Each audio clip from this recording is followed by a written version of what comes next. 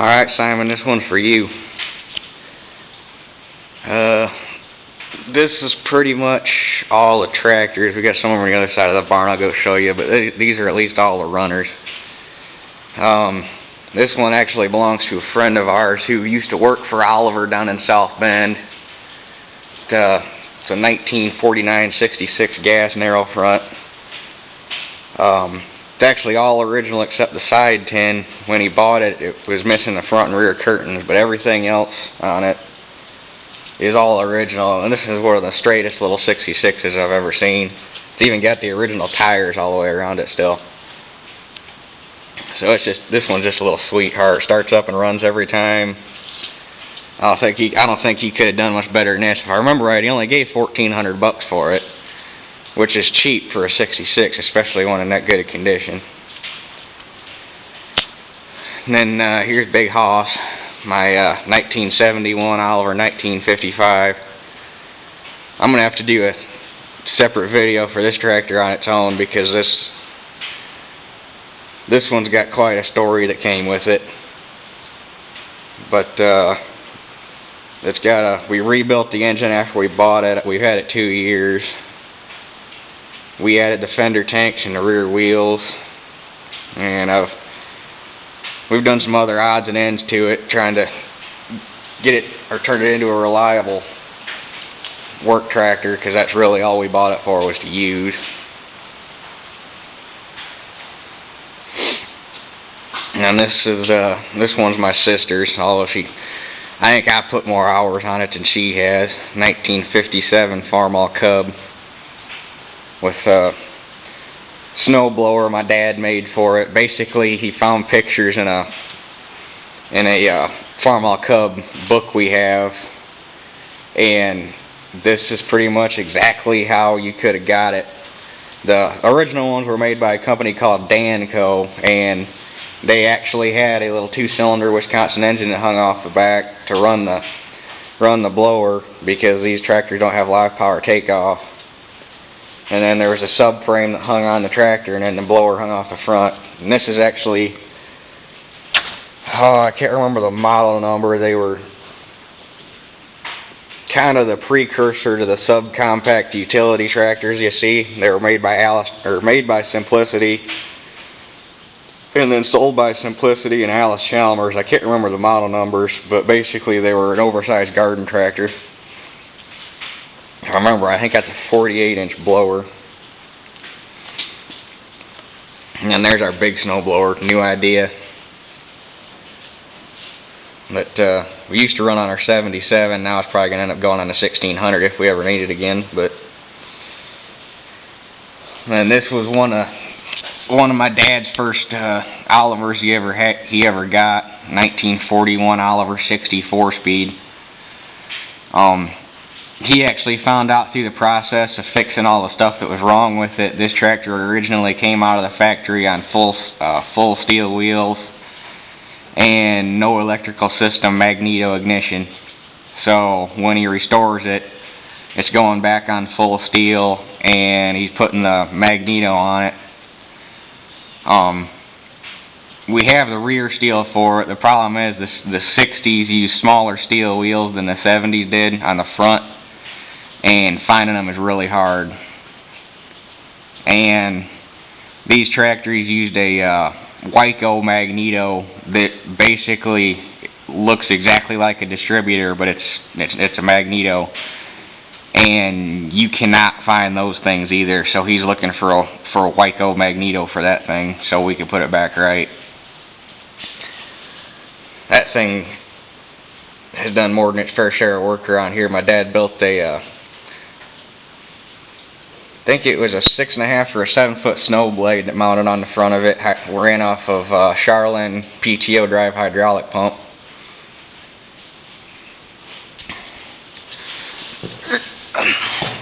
And then this one here is our old timer. It's a 1937 Oliver Hart-Parr 70 on full steel. When my dad bought it from one of his friends, and it's been repainted, and that's about it. It's got some mechanical issues. The motor needs gone through. It's got a 6-cylinder Continental in it. But they're getting kind of hard to find parts for too. And we put it on double tiptoes. It was originally on single. Basically, this ad ring wasn't here, and these spacer lugs weren't, and these lugs were just bolted right here. But they look a lot better on the doubles. So Dad always wanted one, so here it is. And then this one is kind of the little jewel we have. It's a 4765 speed. My dad's only the second owner of it. He originally came out of a dealership in Niles, Michigan, and the guy bought the tractor, a model 134B plow, and a set of wheel weights. We have the original bill of sale for it, and if I remember right, the total for the tractor, the plow, and the set of weights was like $930 something bucks. I wish I could go out and buy a tractor for that kind of money these days, and everything on it except the rear wheels, the seat, and the front wheels are completely original. And basically, the only reason we put the different wheels and the different seat on it was it had the tires that are on that 60 up there were originally on this, so this one was just sitting on rims. And we have another 60 on the other side of the barn that had good tires and wheels on it, so we just took them off of that and put them on here, because that 60 is getting turned into a off-road forklift. And then this is the factory Oliver Bostrom conversion seat to make it like the seat that's on the Fleet lines. Originally, this would have just been a solid frame with a big, thick box spring cushion here, which actually wasn't all that comfortable, but this is a whole lot better. And then this one's my toy. My dad bought this one for me when I was 8 years old. It's a 49 Oliver 66 gas wide front. And this one and that one were actually built 200 serial numbers apart. Mine's the older one of the two. This one here has actually got a Super 66 engine kit in it, so it's actually making 35.5 horse. I added hydraulics to it. Right now it's only set up for a single remote outlet, because I'm going to add a 3-point on it, or if I could find a factory one, or we're going to build one.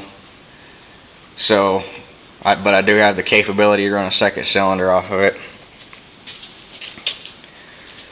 And then this one was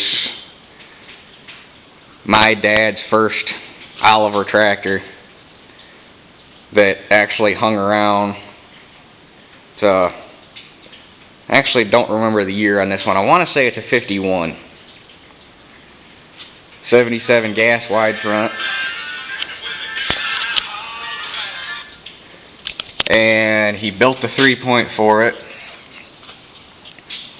Got newer tires on the back. I think we put those on there 6 years ago maybe, but it really hasn't seen any work since. Might as well call them brand new. This one's got a Generation 3 Oliver hydraulic unit on it. But this old girl's tired. Burns oil really bad. So he's got a engine kit for it that's actually going to make it 74 horse. So one of these days I really want to get that done. And that's a Super 88 diesel wide front. That one's actually going to get turned into a pulling tractor. Dad has a 410 cubic inch Chevy racing engine that's going in that, because around here there's a guy starting to start up a class called Nostalgic V8. They've run some exhibition pulls around us, and Dad decided that's what he wants to do. So,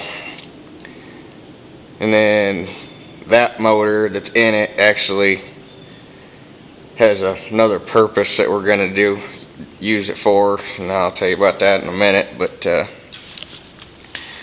that one ought to be pretty fun once we get it done. And then this one's my Cub. It's a 1948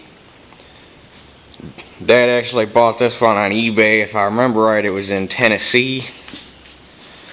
And he bought it because it had new rear tires on it. He was going to put them on my sister's tractor.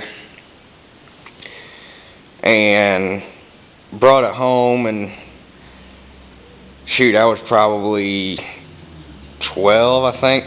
12, 13 when we got this. And I started using it around the yard for stuff and kind of fell in love with it, so it stuck around. It's tired, it needs some engine work, and clutch is getting kind of bad. It's real grabby. So I guess I don't know if that's a good thing or a bad thing. At least it don't slip. It's got some new stuff on it. I've basically been fixing it little by little because I've been trying to put my money in some more important things, but one of these days I need to get it restored. Right now it's got the cultivators on it. I was cultivating my buddy's garden for him. And then over on the other side of the barn, we got a couple more.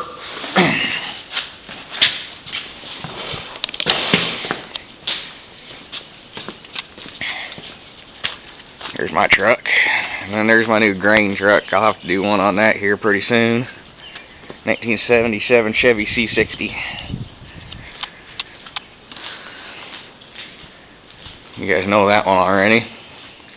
These ones are our two lawnmowers. They're both 71 Sears SS14s. They're actually made by Roper. This one my grandfather bought new, and this thing had a whole bunch of pulling trophies at one, and for some reason they threw them away.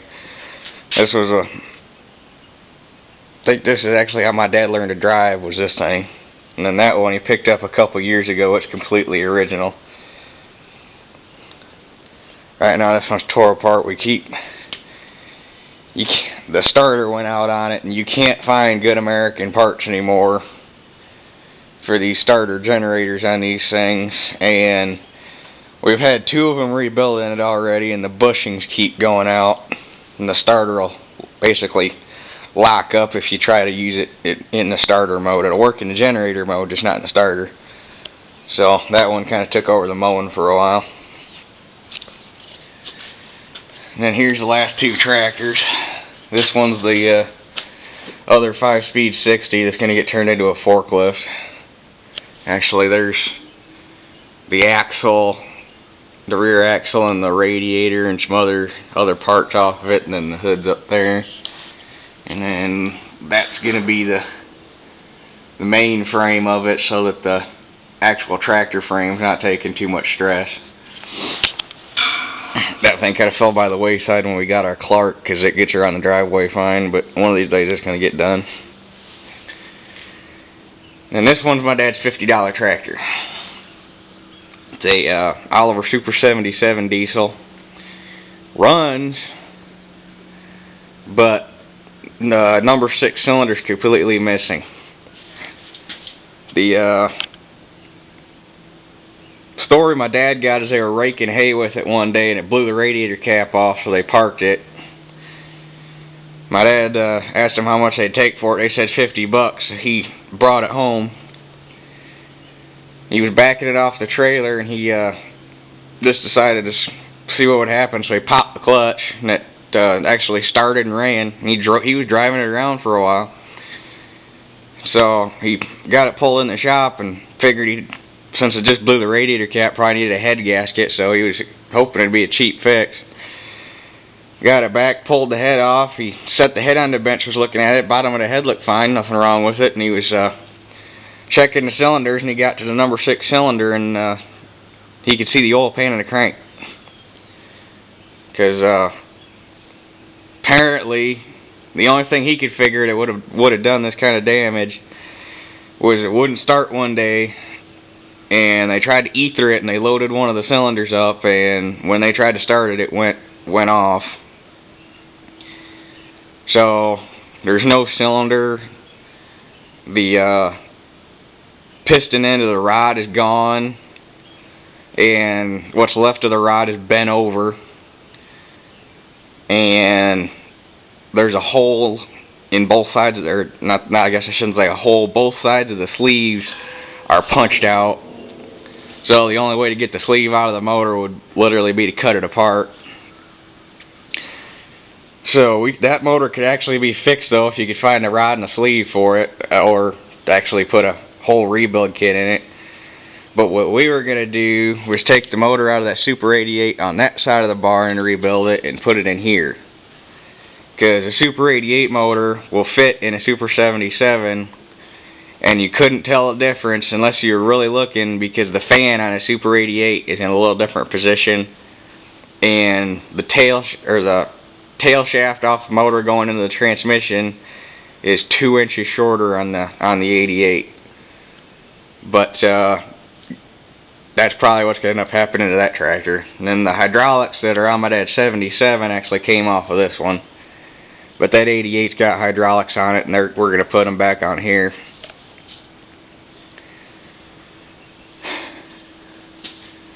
And then there's just some other odds and ends. A little 2,000 pound Clark forklift. That's our tractor hauler right there. And then there's our big Clark forklift. That's a 4,000 pound. Got our four-wheelers.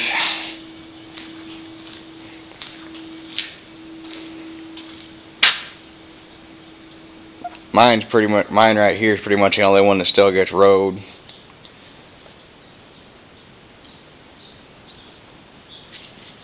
And then there's that 410 Chevy that's going in that 88. It actually started out a 400 and they had it bored out. And then there's the call it a Shorty Glide. It's an automatic transmission that he's going to put behind the motor, so that he doesn't have to run a clutch. So he'll have an automatic in front of a 6-speed transmission, so he'll basically have an infinite number of speeds he can choose from.